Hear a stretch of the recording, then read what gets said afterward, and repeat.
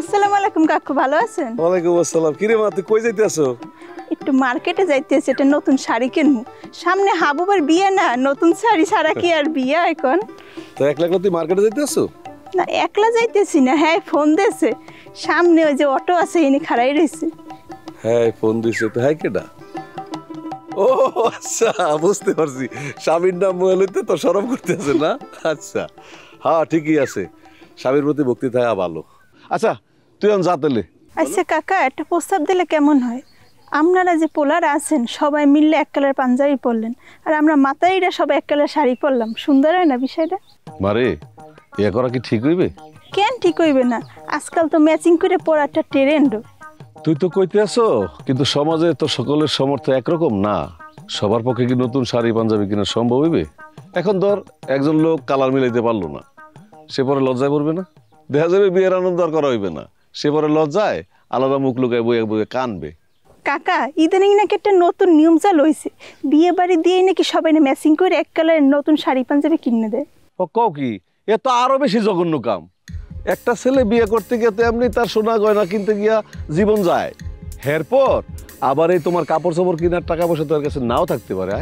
হেরফির নেই মুই কইতে আসি যে তোকে ওই কাপড় চাপড়ের রেওয়াজ টেরেন্ট ফেরেন্ট যেগুলো আছে এগুলা বন্ধ করাই উচিত। আচ্ছা কাকা, তো এক কালারের শাড়ি পাঞ্জাবি বাদ, তো আমরা যে ঢাকা যাবো, একটা লঞ্চ ভাড়া করা লাগবে না? কোন লঞ্চ ভাড়া করা লাগবে না, লঞ্চ ডুবে গেছে। এই তুই আবার কি কইতে আছো? হ্যাঁ, কি কইতেছে বোঝেন নাই না? যে আশায় নাচতে আছেন সেই আশার ঘুরে কিন্তু বালি, বুঝছেন স্যার?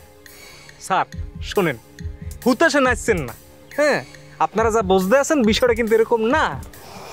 তো বিষয়টা কিরকম কদি তুই কিরকম? আপনারা এখানে ডাকছে কেডা? আপনার কি মনে খালি হিংসা হিংসা ভরা? হয় শাপলা, হিংসা লাগে, হিংসা হিংসা। এতগুলো লোক যে এক লগে অপমান হইবে এটা ভাববেই না আমার হিংসা লাগে। না না, হিংসা না, কষ্ট লাগে, কষ্ট। এই তোর কথা কে শুনতে চাইছে না? আর তুই নাইছো গায়? ঠিক আছে, চলে যাইতেছি। উপরে নির্দেশ নাই তো, তাই খুললে কইতে পারতে আসি না।